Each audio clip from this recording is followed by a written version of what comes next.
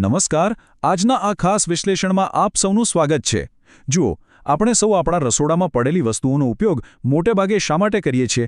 ફક્ત સ્વાદ વધારવા માટે, ખરું ને? પણ જો હું તમને એમ કહું કે પ્રાચીન આયુર્વેદિક જ્ઞાન મુજબ આપણા જ રસોડાના ડબ્બાઓમાં સ્વાસ્થ્યના કેટલાક બહુ જ મોટા રહસ્ય છુપાયેલા છે તો? જી હા, આજે આપણે એક એવા જ ખાસ મસાલાની વાત કરવાના છીએ જેના ગુણો જાણીને તમને ખરેખર આશ્ચર્ય થશે. તો ચાલો જ્ઞાન અને ઔષધિની આ અદ્ભુત યાત્રા શરૂ કરીએ. તો ચાલો આના વિશે થોડું ઊંડાણપૂર્વક જાણીએ. શું એ માનવું શક્ય છે કે રોજિંદી રસોઈમાં વપરાતો એક સાવ સામાન્ય મસાલો 23 જેટલી અલગ અલગ બીમારીઓ સામે આપણને રક્ષણ આપી શકે? સવાલ ઘણો રસપ્રદ છે. આપણે વાત કરી રહ્યા છીએ તજની, જેને ઘણા લોકો દાલચીની તરીકે પણ ઓળખે છે. આ માત્ર કોઈ સુગંધિત લાકડાનો ટુકડો નથી, પણ હકીકતમાં એક સંપૂર્ણ દવાખાનું છે. અહીં આપણે બંને વચ્ચેનો તફાવત ખૂબ સ્પષ્ટ રીતે જોઈ શકીએ છીએ. સામાન્ય રીતે તજને આપણે ગરમ મસાલાના એક ભાગ તરીકે શાકભાજી કે પુલાવમાં સ્વાદ માટે નાખતા હોઈએ છીએ. આ તેનો સૌથી પ્રચલિત ઉપયોગ છે. પણ જરા બીજો દૃષ્ટિકોણ પણ જુઓ. જ્યારે આ જ તજને અન્ય મસાલાઓથી અલગ કરીને એક સ્વતંત્ર ઔષધિ તરીકે લેવામાં આવે છે ને, ત્યારે તે એક અત્યંત શક્તિશાળી દવા બની જાય છે. તે માત્ર ભોજનનો સ્વાદ જ નથી વધારતો, પણ આપણી રોગ પ્રતિકારક શક્તિ અને ઉપચારનું એક મોટું કેન્દ્ર બની જાય છે. તો સૌથી પહેલાં વાત કરીએ આપણા પ્રથમ વિભાગ વિશે, શ્વસનતંત્ર અને એલર્જીમાંથી રાહત. વનસ્પતિ વિજ્ઞાન આપણને શ્વાસ લેવામાં કેવી રીતે મદદ કરી શકે છે તે સમજીએ. તમને જાણીને કદાચ નવાઈ લાગશે કે ટ્યુબરક્યુલોસિસ એટલે કે ટીબી, અસ્થમા અને બ્રોન્કિયલ અસ્થમા જેવી શ્વાસની ગંભીર બીમારીઓમાં પણ તજ બહુ જ મોટું કામ આપે છે. વિચારો કે કોઈ વ્યક્તિ એવી સ્થિતિમાં હોય જ્યાં તે માત્ર 10 ડગલા ચાલીને હાંફી જાય, તેને તરત બેસી જવું પડે. આવી ગંભીર પરિસ્થિતિમાં પણ આ ઔષધિ ઉત્તમ પરિણામ આપી શકે છે. હકીકતમાં આમાંની મોટાભાગની બીમારીઓ મૂળભૂત રીતે કોઈને કોઈ એલર્જીથી જ શરૂ થતી હોય છે, અને તજમાં આ એલર્જીને જળમૂળથી દૂર કરવાની અદ્ભુત તાકાત રહેલી છે. હવે આ કોઈ જાદુ નથી કે રાતોરાત ફાયદો થઈ જાય. અહીં ધીરજ અને નિયમિતતા ખૂબ જરૂરી છે. જ્યારે તમે પહેલા દિવસથી રોજ સવારે આનું સેવન શરૂ કરો છો, ત્યારે ધીમે ધીમે તેની અસર શરૂ થાય છે. બસ આ દિનચર્યા જાળવી રાખો અને લગભગ 3 થી 4 મહિનાના ગાળામાં શરીરમાં રહેલી કોઈપણ પ્રકારની એલર્જીમાંથી સંપૂર્ણ રાહત મળી શકે છે. આ એક લાંબા ગાળાનો અને સાવ કાયમી ઉપાય છે. હવે આગળ વધીએ આપણા બીજા વિભાગ તરફ, રોજિંદી બીમારીઓનો ઇલાજ.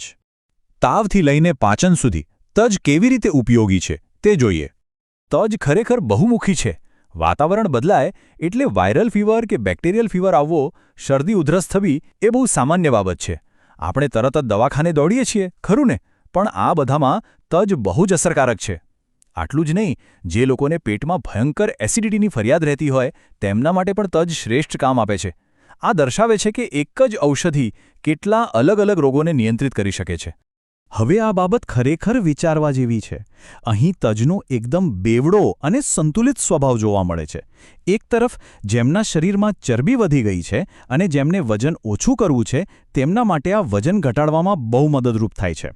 અને સાવ સામે છેડે જેમના શરીર એકદમ નબળા છે અથવા એવા બાળકો કે જેમને ક્યારેય ભૂખ જ નથી લાગતી, તેમના માટે પણ આ એટલું જ ગુણકારી છે. તે શરીરની પ્રકૃતિ સમજીને ભૂખ ઉગાડે છે અને યોગ્ય સંતુલન જાળવવામાં મદદ કરે છે. આ તજનો કદાચ સૌથી મોટો ગુણ કહી શકાય. 23. જી હા, આ માત્ર એક આંકડો નથી. પારંપરિક મૂળ સ્ત્રોતો અને જ્ઞાન અનુસાર આ એક જ ઔષધિ શરીરમાં થતા 23 જેટલા અલગ અલગ રોગોને ઠીક કરવાની ક્ષમતા ધરાવે છે. રસોડામાં એક સામાન્ય ખૂણામાં પડેલી આ વસ્તુનું મૂલ્ય આનાથી વધારે સારી રીતે શું હોઈ શકે? હવે સૌથી અગત્યનો ભાગ આવે છે, આ ઔષધિને યોગ્ય રીતે તૈયાર કેવી રીતે કરવી. ચાલો સમજીએ. આ પ્રક્રિયા સાવ જ સરળ છે. તમે ઘરે આસાનીથી કરી શકો છો. સૌથી પહેલાં તજના ટુકડાઓને પીસીને તેનો એકદમ બારીક પાવડર બનાવી લો.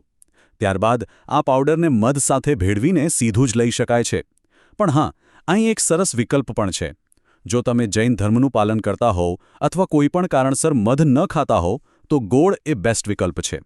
જેટલો તજનો પાવડર હોય તેટલા જ પ્રમાણમાં ગોળ લઈ બંનેને થોડા ગરમ પાણીમાં સારી રીતે ઓગાળીને પી લો. હવે તમને પ્રશ્ન થશે કે આ લેવાનો સૌથી બેસ્ટ સમય કયો? સીધો જવાબ છે વહેલી સવારે. આ તૈયાર કરેલા મિશ્રણને હંમેશા સવારે ઉઠીને તરત એકદમ ખાલી પેટે લેવું જોઈએ.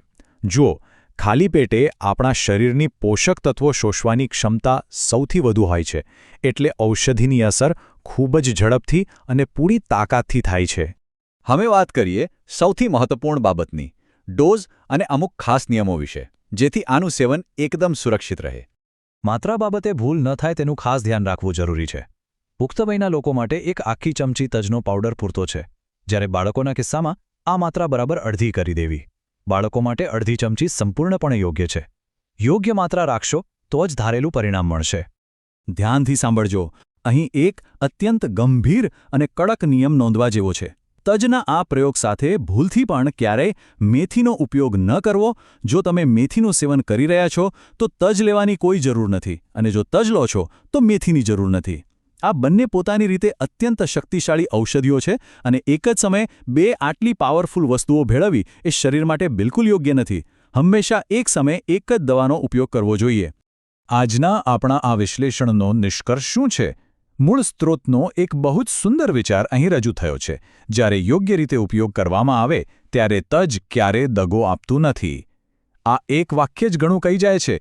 જો સાચી માત્રા, સાચો સમય અને સાચા નિયમો સાથે આનો ઉપયોગ કરવામાં આવે તો તે સાચા મિત્રની જેમ તમને ચોક્કસ અને અચૂક પરિણામ આપે જ છે. તો આજના આ વિશ્લેષણના અંતે મનમાં એક સવાલ જરૂર થાય.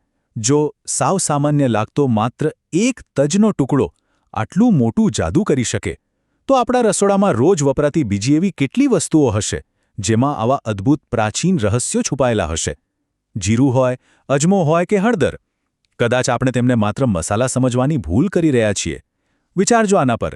આજના આ વિશ્લેષણમાં જોડાવા બદલ આપ સૌનો આભાર.